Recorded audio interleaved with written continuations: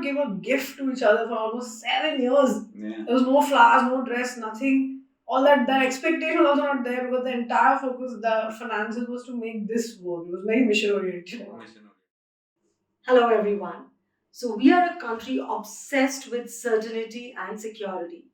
You even look at a guy or a guy looks at a girl, get married.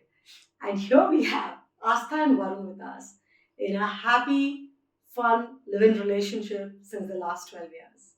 I'm so glad. Welcome to my show, Aastha and Varun. Aastha is a design manager for brands. Varun is the assistant to the MD of BMW Gallops. It's fantastic to have you in our show. Thanks. And I am so impressed with the way the conversation that we had before. But let me begin straight with the thing that is foremost in my mind.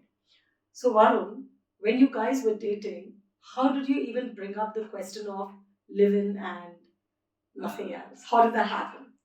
So for us, I think it organically happened because right after school we both went separate ways for colleges, and we. So you were moved out dating of- in school?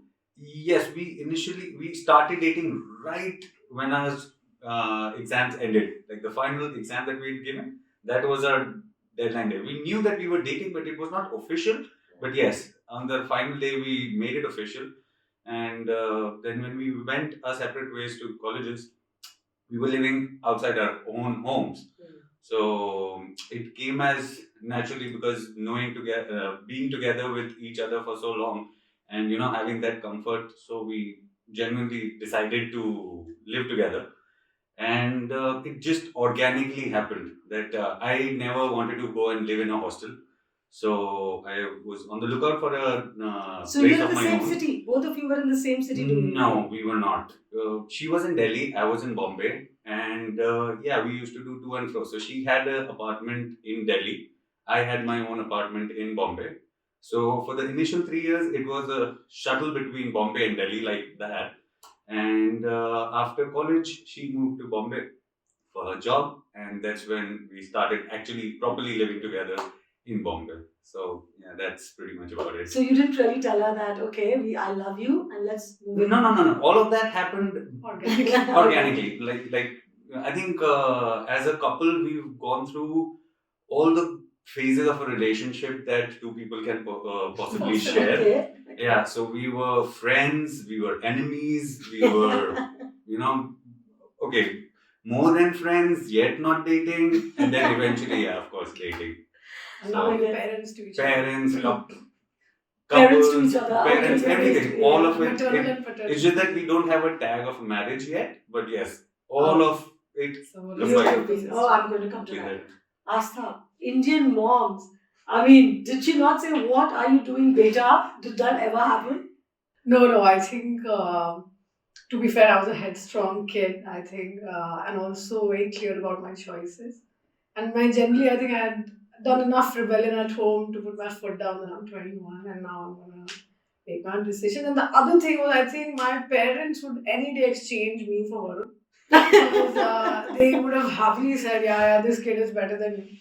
So I think they were thrilled to know, okay, fine, there's a gentlemanly person who's probably going to take care of their daughter. So it was a safe space. And I think that they They were were happy. more chiller than my parents, to be honest. Surely. So what happened with your parents? Were they like, and did you tell them right away, like when she moved? So did they know or did they not know? Like they were a little not okay with the relationship. They did not genuinely mind the live-in bit as much as they mind thought that you are both Yeah. studying in colleges, young, so first focus on your studies and then you do whatever you want. Okay. So they were coming from that angle, but yeah, they were also okay with it to a point that, in fact, as a matter of fact, my dad came down to Bombay to tell the landlord and the owners that, okay, these are my kids and they're going to be staying together, so please give them the permission. Everybody has- Yeah, Yeah. that was going to be my next question. It's very difficult to get a house when you're in a live-in. Oh, So 100%. so what happened there? So we struggled a couple of times. Oh, give us some anecdotes. What happened? What did one landlord say or the other? That's actually oddly we are devoid of that because while there was internal chaos on this relationship should be there, externally both families were like, we need to protect the children. So I think his father swooped in pretty early on and said, "Yeah, these are my kids and they're engaged, so you let them be," which is, I think, And shocking. otherwise, yeah, we had to openly, blatantly lie And they to were the still landlords against and it. the It's not like this agents. family was on board and talking to us. No, they were No, completely against that it. was still there, but yeah, just to the outside world, they were like, okay, fine. But they wanted They to have keep us our safe. blessings, so please let them stay together. Yeah. So we had to But lie give our an way option. through to get it. But yeah. Although this is digressing from our question, but one of the reasons we were also able to do that is because we took charge of life in a way that we very early on got independent financially. So you're not taking from your parents. Yeah, so the idea was that, okay, if you're going to live on our terms, there has to be some responsibility here where you can't say you have to fund me because I'm 18, but I'm also not going to listen to you because I'm 18. There needs to be balance. Oh, Either that's if you're great. taking charge and you want to live in and do something extraordinary, and not extraordinary for the world, but India in the context of India, then you follow through with the hard parts. It can't be all fun. Absolutely. So that I Absolutely. think that helped us. So tell me, why live in? Why not marriage? Because that's the entire culture. So why live in? I think I believe that we've done living for so long, and again, going back, all the phases of our friendship that two people can share. So I think in my mind, we've been married since the day we moved in together. Okay. And we've done everything that a married couple goes through. We've had our fights, we've had our moments, we've traveled together, we've traveled the world, everything under that umbrella of marriage. We've been there, done that. So now we don't know why we don't. I mean, now that excitement is gone. So technically, for me, I'm married. So yeah, but I think the answer is a bit broader in the way that earlier when you wanted to live in it was your kids and you're excited and hormones are jumping, etc. That's great. And then we were living in because need of the hour, same city. There were different reasons, but any deterrent to why not marriage? I think when you've been together for this long, a lot of times you are obviously going to stumble upon your midlife crisis at in 10 years, no matter what age. So we've gone through our midlife crisis and all that breakdown. This is our work. So I think those doubts were there so many times, and then it got elongated to a level that we realized, okay, wait a minute, this is how it's supposed to be. There is no such thing as okay, this is not that there is that excitement is going to suddenly come back in a form. Then you have to work on that relationship. So I think we understood the ethos of marriage. But tell me, Aastha, did you ever think of the legal side to it? I mean, did it ever bother you that you are in a relationship? I mean, of course, now the I think our courts have also given a lot of rights, but Earlier. yeah, did it ever kind of? No, we were both very khurafati. We were just fearless kids. And even if I think of all the things we fought about, this is not one of them. We were just clear, कि ये करना है, this is what it is. And if it was right in our mind that the intention to get into this was right, that we are entering into a partnership to take care of each other, to take responsibility of each other, not to scramble the house into an egg or just to party. It's of course all of that is part of it, but the intent was for the purpose of nesting. So when we knew that our goal is positive, there's absolutely no reason for us to worry about legality. वो देख लेंगे. That is how we approach it. Yeah, that's true. मतलब it's amongst when it's just us, it's us together against the world. Then it doesn't matter who it is. So here's a question: that do the others, the outside world, do they think that you're a little not serious about each other because you're living? Yeah. Do you get those kind? Can you talk about that? Some comments not so good that you hear from people around, which. Yeah, I think there's a lot of pressure from society and friends included. In fact, we were more shocked when there were, especially in Ahmedabad, which I think is a much more, I think a lot more inclusive versus Bombay. Yes, absolutely. And Ahmedabad, there was chatter where old friends from school, and I think a lot of them were like, "No, you must do, like, you must get married because, why, just for the stamp of it, just because, for parents or for the, I think there's also a sort of feeling there that you're not complete to enter into society unless that stamp is done. Which is a feeling rather than the words actually spoken. There are questions on why do you want to remain open. There's sniggering because maybe you want to fool around in other places, stuff like that. Which even if it was the case, there should be no judgment. But all of those things are very much So it was there. How did you it's deal with it? still there. We didn't give a shit. We were like, we just whatever people have to say. I think we realized that we had a giant ecosystem that stuck by, and we just shifted our focus towards the people who genuinely Cared and mattered and supported us. Even the people I think who are going to be watching this video, there are going to be a lot of them who have crossed that barrier to reach a stage where now it doesn't matter. It doesn't matter what people say. Build yourself enough to be able to be fulfilled within as a person and as a couple. Okay. Tell me about your most difficult fight and how did you all resolve it? Like, did it ever occur that, okay, this is not working, let me walk out? Yeah. So, I mean, again, it was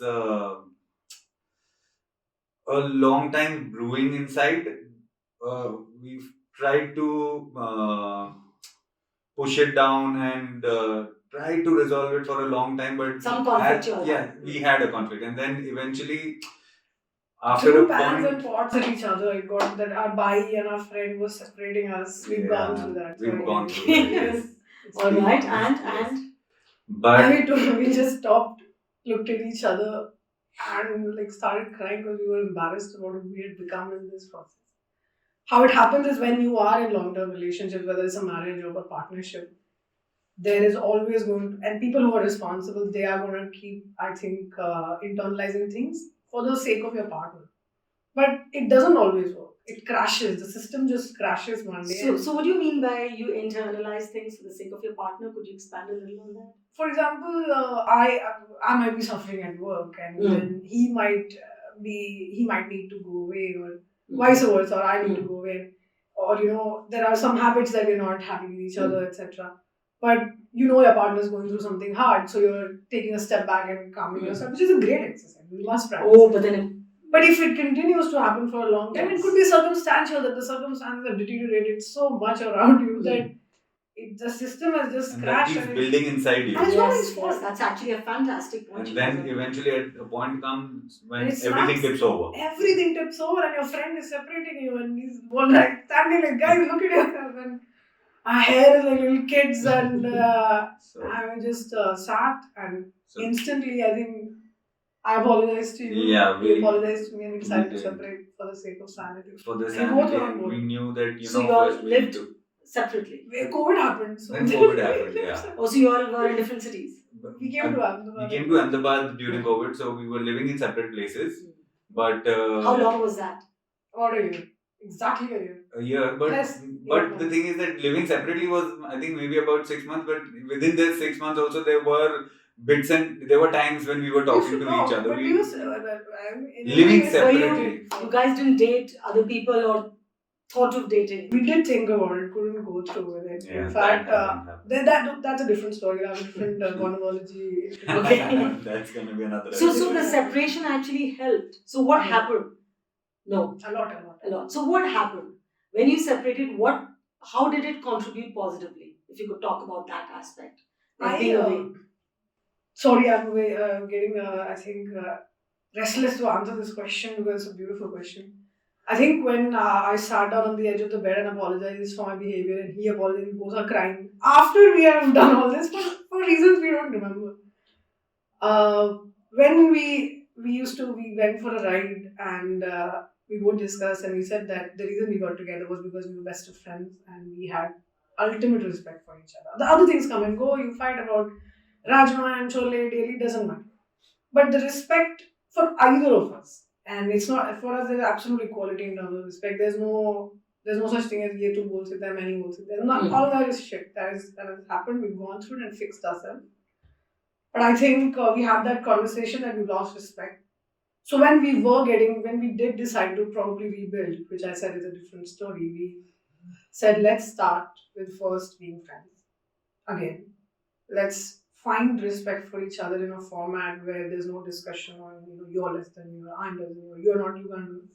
If we continue with that language or that narrative, there's no way to make this. You stop trying to one-up each other. Stop trying to one-up. If you're one-upping each other, there's no resolution. No matter how rich or poor or how smart you are, it doesn't matter. But there has to be that level of, I think, honesty where there's fundamental respect, Respect. Actually, yeah, this is actually beautiful. which is Yeah. ageless, which I think no matter what. Respect is ageless. You can live Exactly. without romance. Yeah. But respect is absolutely Absolutely. integral to. Absolutely. Wow. So those 6 months apart, kind of. A year Or a apart. year year. apart. 6 months physically, a year. Then we lived like roommates also. We tried different homes. We were like, और कौन परिवार है यही है हमारा. So we tried same home, different rooms, and then found respect, love, and romance. So, Varun and Aastha, we get a lot of mails, a lot of questions about people who want to pursue the living lifestyle, but they get too bogged down. Is there something that you would like to tell them on the things that they need to keep in mind and how to stand up for themselves? So, stepping on the toes of what Raksha ma'am has just mentioned about respect, I think that is the key. And not just for partners who are in the relationship, but towards family and society as well. Uh, I wouldn't say that we both did everything right that we should have done. If I could go back in time and talk to the people we were, one of the things that we would do is probably be a lot more respectful to our parents because there is a conditioning that they have come forward with. And when you're trying to drive change, it cannot happen with force or belittling or humiliation. There needs to be consistency, persistency, and I think good intent. And when you can be persistent, assertive, and show that good intent to peers and families around you or your family, there's a great chance of that shift actually happening if done respectfully versus as a revolt or a rebellion. And I think why I think that is for real, this works is because he was the person in the partnership who was more level headed, and no matter what, he never left the respect of his family. Wow. There was nothing that I could say that could deter him from doing that, even when I was more childish. I was not that person. But I think he did that, which And you Cause have the to be value. honest to yourself be honest and with yourself. to the relationship. If you're getting into it, you must know that there are certain things that you will have to be truthful and honest about it. I just forgot one question which I want to come back to. What about the finances in living? I mean, marriage, you have joint account, you were like, how did you all manage? Was there a discussion about, so nothing. Nothing. So you all have Organically. So we had access to everything on both Yeah. sides. So Even the we had money Both sides. went into a joint account, is it? No. No. Separate account. Her account is separate till date. Her account is hers. My account is mine. But either Both one have of can both of us have access to each Oh, other's each other's, accounts. okay. So जिसको जो That was करना है, never, that was never a point in Yeah. contention. Even when we had like let's say even 1,000 rupees. even in poverty, we were Even the in same. poverty, we were like, okay, fine. We have 1,500 yours, 500 mine. Even that we we didn't have- have to say. It would we be didn't- the need of. it We did wasn't- not. yeah. Never discussed it. No, Never it wasn't discussed because we were sorted. We knew we need to save all the money in the world to live together. So there was no. We did not give a gift to each other for almost 7 years. Yeah. There was no flowers, no dress, nothing. All that expectation was also not there because the entire focus, the finances, was to make this work. It was very mission oriented. Mission oriented. So that carried on. It didn't But change. and I think we never had such issues. Yeah. It was very hunky dory that way. Okay, my absolute last No, question. we think you might be like kitna No. What is love to you? I think this is one thing that I've told her for the last 17, 18 years since the time that I've known Day her. one when you told Day me. one, that she'd asked me the same exact question, and I told her that love for me is absolute care. If you love a person, you would care for that person no matter what the circumstances are. And That's a big word. Love is care. It encompasses everything. it encompasses everything. So basically, if you, I care about you. That's all. What is love to you? I think for me, love is respect, which is clear. I think when everything is lost, that's gonna save it, which will bring it to care, or vice versa. Thank you so much. Okay. Thank you so much. I thought that was fantastic. And